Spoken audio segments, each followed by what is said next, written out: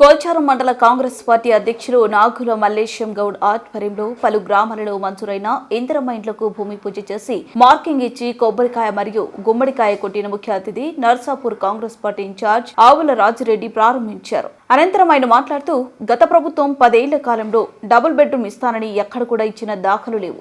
కాంగ్రెస్ ప్రభుత్వం గెలిచిన 18 నెలల కాలంలోనే ప్రతి పేదవాడికి ఇల్లు ఇచ్చిన ఘనత ముఖ్యమంత్రి రేవంత్ రెడ్డిది అన్నారు. 2,35,000 విలువ గల CMRF చెక్కులను బాధితులకు అందజేశారు.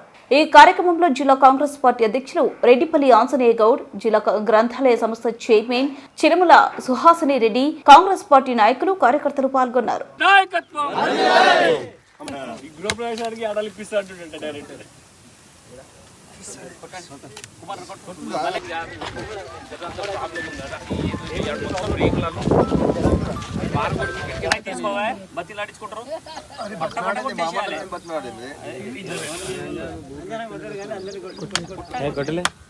అటవీ భూముల్లోకి అమాయకులు, అటవీ చట్టాలను తెలియని వాళ్ళు, కొంతమంది ట్రాక్టర్లు ఉంటే, జేసీబీలు ఉంటే వాళ్ళకు కూడా అటవీ చట్టం మీద అవగాహన లేక అడవులకు పోయి ఎవరైనా కిరాయి ఇస్తే పోతున్నారు.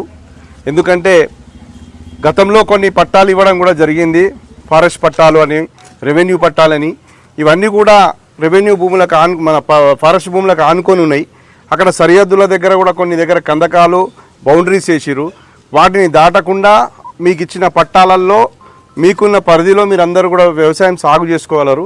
అతిక్రమించి లోపలికి పోయి లేకపోతే వాహనదారులు ఎవరైనా కూడా అటవీ చట్టం మీద అవగాహన లేక పొరపాటున కూడా పోవడానికి ప్రయత్నించకండి. ఎందుకంటే అటవీ చట్టం ప్రకారం వాళ్ళందరికీ కూడా మరి శిక్ష పడుతుంది, వెహికల్స్ సీజ్ అవుతాయి, ఇంకా పలు రకాల ఇబ్బందులు జరుగుతాయి. కాబట్టి వీలైనంత వరకు ఎవరు కూడా అటవీ అధికారులకు సహకరించండి, అటవీ భూముల్లోకి వెళ్ళకండి.